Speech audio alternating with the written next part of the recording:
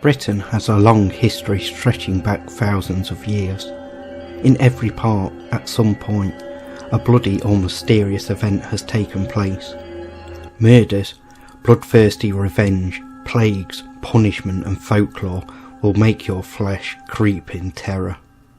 This is Mysterious Britain, Tales of the Unknown.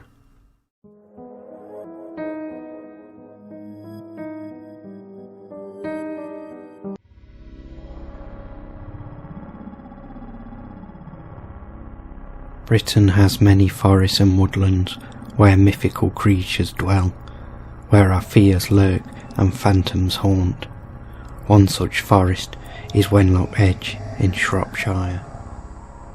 An outlaw under the alias Ipperkin once used the woodland as a place to conceal himself from the authorities. Often he would venture out and rob the homes of those better off in society, from which he amassed a small fortune that is believed to still be buried somewhere in the forest.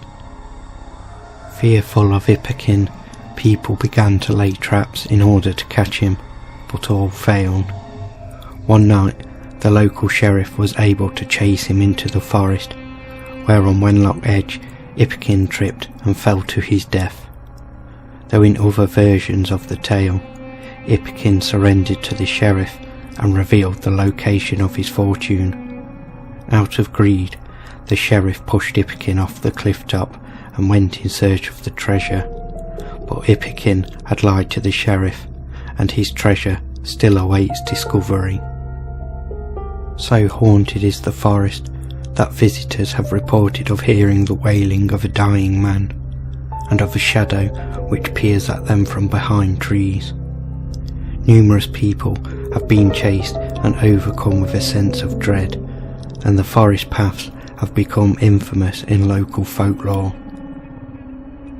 Walking the forest at night has become a rite of passage for local teenagers, and one summer's night, a group of 4 teenagers were walking towards the cliff top where Ipperkin was murdered, taking their safe wandering for granted.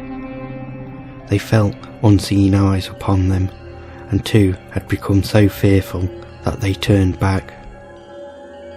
The other 2 continued, laughing and joking about the 2 that turned back.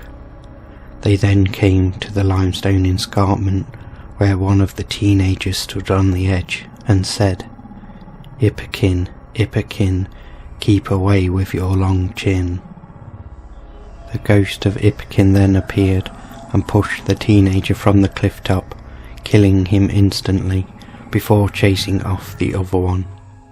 Today, this rite of passage still takes place, though none now dare stand upon the spot where Ipperkin met his end.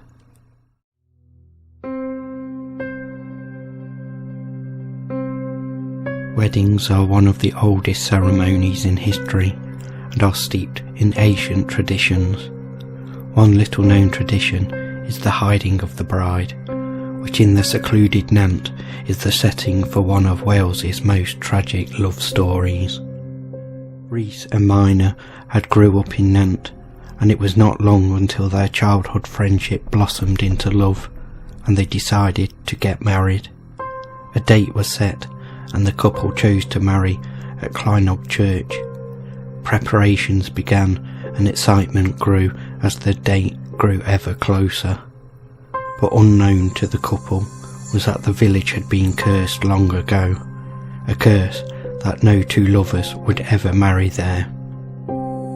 When the big day arrived, everybody gathered in Clynog Church, except for Mina, who headed for the hills as it was tradition for the bride to run and hide on the morning of her wedding. Keeping with this odd custom, Rhys and his friends searched high and low for Mina, but to no avail. Laden with worry, Rhys spent hours and hours each day for months searching for his sweetheart, and slowly he lost his mind and was often heard screaming the name of his lost love, Mina. One autumn night, while out searching, a storm blew in and Rhys took shelter beneath his favourite oak tree in the heath. As he cowered beneath the tree, a bolt of lightning struck the trunk, splitting it in half. To Reese's disbelief, the splintered tree revealed a skeleton wearing a mouldering wedding dress. Overcome by emotion, Reese collapsed and died beside his beloved bride. Visitors today have allegedly seen two ghosts moving hand in hand through the heath, and described them as a man with a beard and long hair, and a woman with hollow sockets for her eyes. It is also believed that no birds will land on the bark of the hollow tree, and that any who sit below its branches are overcome with a deep sorrow.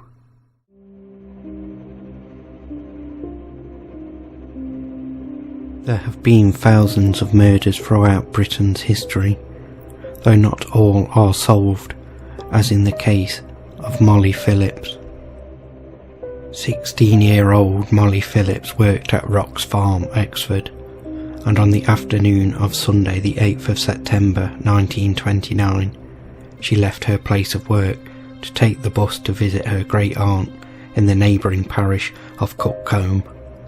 Before leaving, she told her employer that she would return in the evening to feed the chickens. Molly would never return, and what happened to her is unknown. Her disappearance caused a commotion amongst the locals, who began to speculate as to what had happened to Molly. Search parties were sent out over the moors and the woods, as well as draining ponds and dredging rivers, but no trace of Molly was found. Although many local people had their suspicions regarding Molly's death, no one was ever prosecuted or named as a suspect. Molly's skeletal remains were eventually found in March 1931 by Donald Grant of Hawkington Farm in a bog on Cogsend Moor. Molly's funeral took place at Cookcombe Parish Church, where a crowd gathered to pay their respects. The case was a national sensation, with a great sense of resentment felt locally that nobody was ever caught.